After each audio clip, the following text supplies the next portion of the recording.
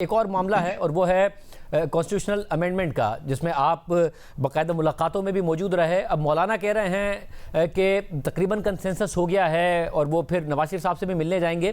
تو کنسنسس کس بات پر ہوا ہے؟ جو آپ کے مطالبات تھے اس پر ہوا ہے یا مولانا کے مطالبات پر ہوا ہے؟ آئینی عدالت بننے جا رہی ہے جس پر بلاول بھٹو زرداری صاحب قائم ہیں، یا نہیں بننے جا رہی ہے؟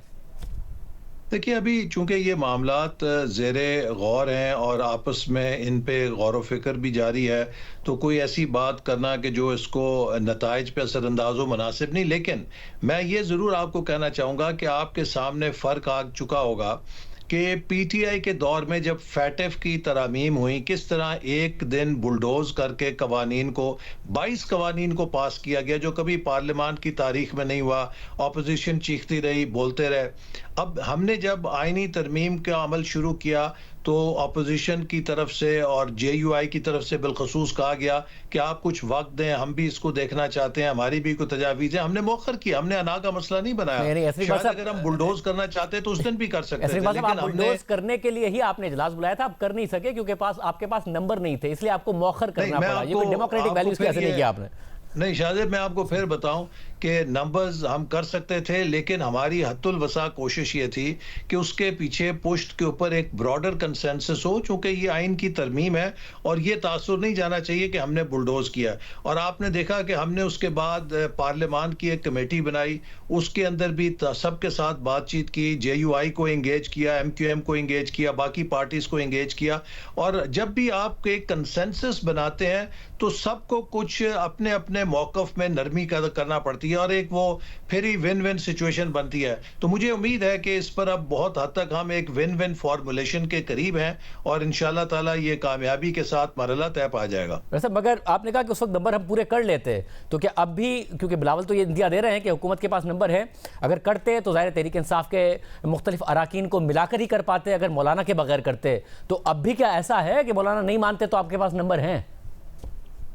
دیکھیے، نمبر ہمارے پاس تب بھی تھے، آج بھی ہیں، لیکن ہماری یہ کوشش ہے کہ ہم کوئی ایسا تاثر نہ دیں کہ ہم نے اس کو بلڈوز کیا ہے، اور ہماری بڑی خواہش ہوگی کہ اس میں جتنی زیادہ سے زیادہ ہم سپورٹ لے سکیں اس کو لیں۔ اور مولانا نے جو اس پر اپنی تجاویز دی ہیں ان پر بھی ہم بڑے کھلے دل کے ساتھ غور کر رہے ہیں، اور ان کے ساتھ چونکہ ابھی گفت و شنید کا سلسلہ جاری ہے، میں کوئی ایسی بات نہیں کرنا چاہتا جو ان مذاکرات پہ اثر انداز ہو۔ لیکن مجھے یقین ہے کہ پاکستان کا ہر وہ شہری یا ہر وہ لیڈر جو پاکستان کی سیاست سے، پاکستان کی تاریخ سے واقف ہے، اس کو یہ پتہ ہے کہ ہمارے ہاں ہر سیاسی بحران کے پیچھے ایک سیاسی عدالتی فیصلہ تھا، اور ہمارے سیاسی عدالتی فیصلوں نے پاکستان کو بہت بھاری قیمت چکانی پڑی ہے۔ اور اس لیے ضرورت اس بات کی ہے کہ ہم نے جب 58(2) آئین سے نکالی تھی، وہ ایک ایسا دروازہ تھا کہ جس سے بار بار صدر کے ذریعے حکومتیں توڑی جاتی تھیں، اور اس سے عدم استحکام پیدا ہوا، ملک میں انسٹیبلٹی آئی،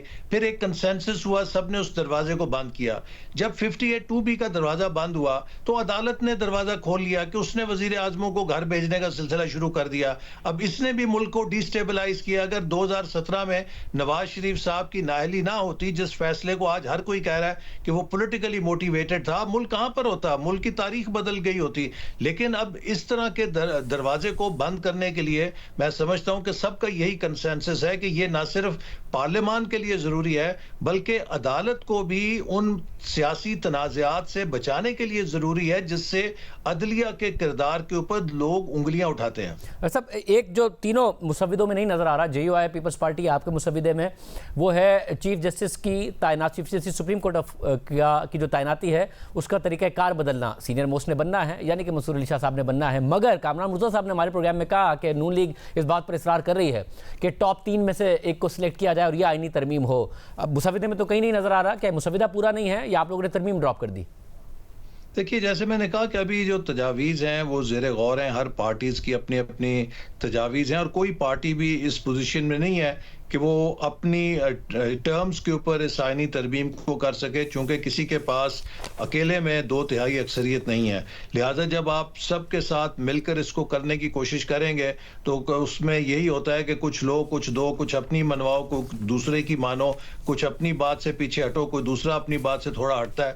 اسی طرح پھر کنسنسس ہوتا ہے. تو مجھے امید ہے کہ انشاءاللہ تعالیٰ ایک اچھی شکل نکلے گی، ایک ایسی شکل نکلے گی جو ملک کے لیے بھی اچھی ہوگی، ملک کے استحکام کے لیے بھی اچھی ہوگی. صاحب، اور آپ یہ کہہ رہے ہیں کیونکہ سعد رفیق صاحب نے بھی کہا، انہوں نے یہ بھی کہا کہ پی ٹی آئی سے انہیں امید پھر بھی نہیں ہے کہ وہ اپنا احتجاج نہیں کریں گے، کوئی معاملہ نہیں کریں گے، مگر پھر بھی ملاقات کرا دینی چاہیے. مگر آپ کہہ رہے ہیں ملاقات نہیں کرائی جائے گی، کل احتجاج کیا تو آہنی ہاتھوں سے نمٹا جائے گا. جی، میں سمجھتا ہوں کہ یہ جو بلیک میلنگ کا ہتھیار ہے، اس کے آگے ریاست کو سرنگو نہیں کرنا چاہیے.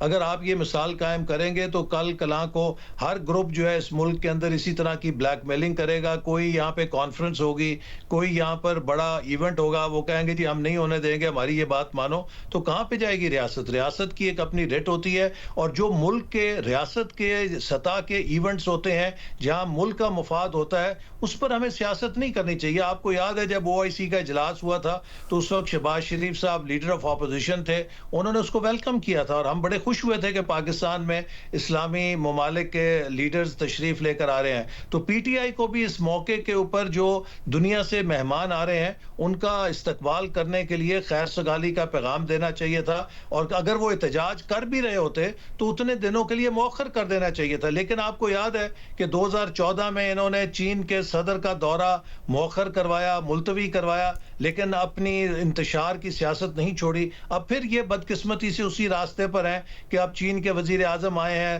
دنیا بھر سے، روس کے وزیر اعظم، ایران سے، اور ہر سینٹرل ایشیا کی ریپبلک کے وزیر اعظم آ رہے ہیں، اور یہ پاکستان میں پھر انتشار پیدا کر کے اپنا سیاسی ایجنڈا آگے بڑھانا چاہتے ہیں. میں سمجھتا ہوں کہ یہ طرز سیاست، اس کی کوئی بھی پاکستانی قبولیت نہیں کر سکتا.